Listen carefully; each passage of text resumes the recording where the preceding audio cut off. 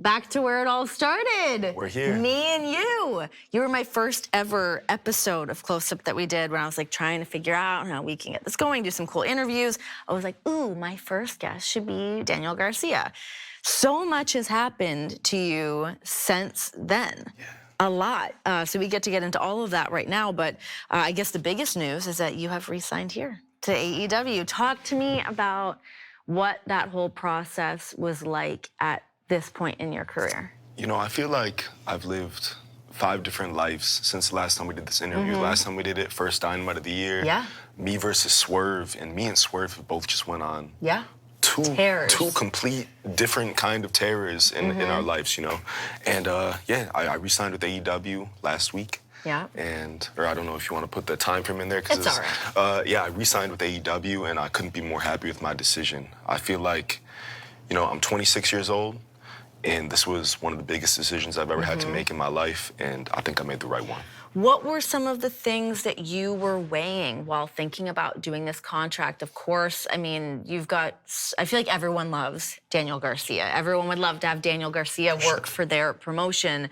What were some of the things that you were thinking about while you were going through this contract and figuring out where you wanted to land? I mean, you just kind of have to figure out what's best for you and what's best for the people around you. And it's not always an easy decision or an easy answer to come up with. Yeah. One of the biggest things for me is I remember when I came back after All In, I remember sitting at the monitor and I'm looking around. It was me, it was Swerve, it was Ospreay, and it was Mercedes. I'm just looking around and I'm like, these are the people that like I would want to go to war with. Like everyone's supporting each other, like everyone's super talented. Like these are the people, if I'm sitting in a little like trench, like these are the people that I want to be next to. Yeah. So the locker room is a big part of me. I think stylistically wise, I can fit in anywhere. Sure. But I think culture wise, environment wise, I think this is a really good place for me. Yeah. And I feel like it's something that I want to be a part of, and it's something I feel like I can help as well. Talk to me about the 2 months that you were off. To be gone from AEW, you had so much going on leading up to those 2 months of you being put on the shelf. What was your headspace like during that? Man, I mean, it's kind of like a roller coaster because you're so used to doing one thing every single week. You're so used to getting on a plane, going to the show, wrestling, getting on a plane, going home. Yeah. And when that is kind of taken away, you just have so much time to think and to really try to nail down what you want out of this business and what you want out of life. Yeah. And that's kind of what I focused on the entire time. I was trying to find myself. I was trying to find what I wanted ultimately out of pro wrestling. And that's exactly what I did. I nailed it down. And like I said, it's a roller coaster of emotions. Sometimes I'm like, dang, like I really want to get in the ring right now. Yeah. But then there are other times where I'm like, you know what? Like my body feels kind of good today. Like maybe this break isn't such a bad thing. But it's a roller coaster of emotions. And, you know, I'm just glad it all worked out the way it did. So you being on the shelf for those 2 months, being in that headspace, I want to get back in the ring, I want to do these things, I'm trying to figure out what I should be doing.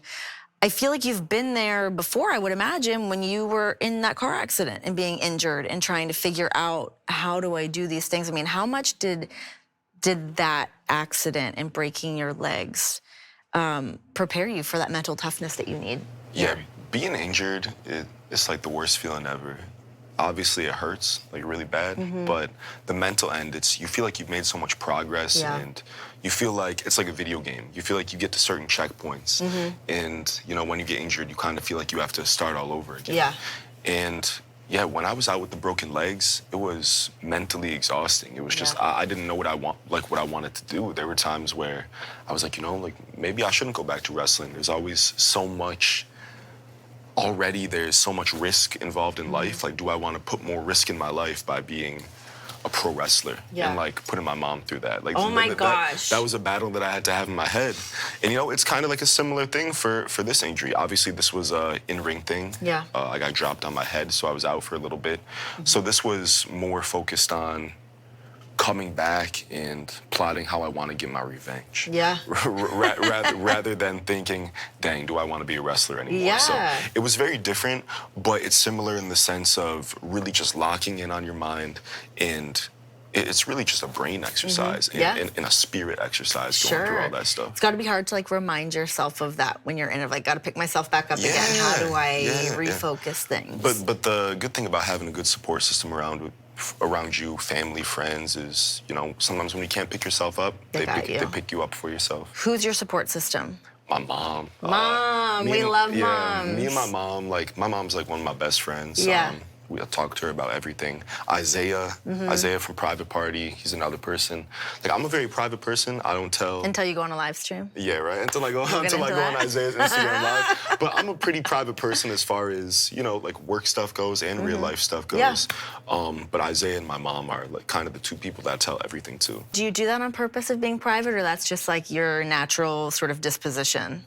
It's actually not. Like, I think my natural disposition is I want to tell, like, I'm a yapper. I want to tell everybody everything. Yeah. But in this business, you know, this business, you really can't trust too many people. So you Don't kind of trust anyone. you gotta like tone it down. And even if you want to tell somebody something, you can't. Because I've noticed a lot of the times when I want to tell people things, it's not because it's information that they need to know. It's because of my ego. Yeah, And it's sure. because, I want to get the gratification of telling them this thing about myself, and then them giving me the feedback of thinking it's cool, you know?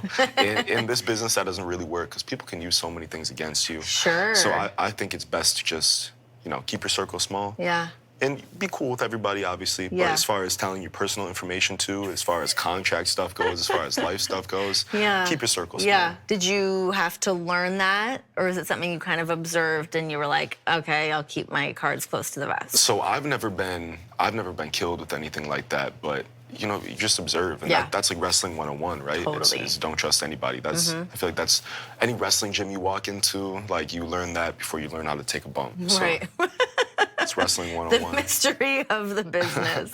Okay, talk to me now about being at All In, having that moment where at Wembley Stadium, we've not seen you for 2 months, all of a sudden you're there, holy Man, it was crazy. I flew in my mom and my sister With for the new show. haircut, Yeah, by the way. with the David Beckham Yes. buzz cut. Shout out Renee. Yes. Her suggestion. Yeah, it was an amazing moment. I feel like I wasn't able to take it all in, all in, because I flew in and I was trying to be a secret. Yeah. So I was kept in this like little separate hallway. Like nobody knew I was there except for, I don't know. Like I said, in wrestling, people tell everybody everything. So I didn't know you were there maybe until I people saw didn't know you. I was there. But only a couple people like came into the room and knew I was there. Yeah. So the first time I saw the crowd is when I went out, took the mask off and saw the crowd. So that was a crazy feeling Yeah. of being hidden in a hallway all day. Yeah. And then being in front of, 50,000 people. Yeah. It was a crazy feeling. Yeah. But it's a moment I'll never forget. Yeah. Because moments like that, you're always thinking like, dang, are people gonna remember me? Because wrestling moves so quick. And you're like, dang, like, are people gonna remember who I am? Da da da da da da. Yeah. And then I get out there and I'm taking the mask off and I'm like, here we go. Come like, I on. hope. And then I took it off and I was really happy with the reaction. Now, let's get into some MJF stuff. He puts you on the shelf. We've kind of seen where things are now. I mean, he had some pretty strong words for you recently as well. How much of an impact did Max have on where you're at now mentally, having gone through what he put you through? I mean, I think Max puts everybody through everything mentally. I think dealing with him is the hardest thing ever. I think he's a snake. I think he's a terrible person. And honestly, I wish him nothing but the worst in this entire life. I think he's somebody who, if he dropped dead tomorrow, I don't think a single person in this company would care. Damn. Strong words. But listen, I get it. I mean, he has directly affected your life. He directly affected really important moments in your career. I mean, did you feel that when before you got put on the shelf, there really was such a huge, swell of affection for Daniel Garcia? The fans were with you. It felt like everyone backstage is always with you, but it felt like something really special was happening for you, something so organic. And that doesn't come around that often. To have that taken away from you, were you feeling that? Yeah, and I think as a fan, it's easy to just view this as just wrestling. This is just people doing stuff on our TV. Yeah. But every decision that everybody makes in AEW is directly influencing somebody else's life. Yeah. It's messing with their family's life. It's messing with the amount of food that you're able to put on your family's table. And I think a lot of fans don't take that in consideration. So when MJF is making these decisions and doing these things that he's doing, it's not just, oh, it's for the sake of wrestling. No, he's messing with my life. Yeah. And you know, if somebody messes with my life, I gotta mess with your life right Yeah. back. So that's Yeah. why I dropped him on his head off of the top rope and sent his ass packing back to Hollywood. Okay, so you are back. You've signed your contract. We got to hear from you. That moment of being able to come out and tell everyone that you're here with AEW, this is where you want your future to be. What was going through your head of what you wanted to kind of relate to the fans during that moment? Man, I just want to let the fans know that AEW has a lot of momentum right now, and like the tagline, it's where the best wrestle. Like, that can just sound like a tagline, but it's the truth. It's true, This yeah. is where the people who are the best in the world choose to be. Okada, Ospreay, Mercedes, Yeah. me, all in 1 year. We're like, no, like, we're putting our flag in. This is where we want to be. Yeah.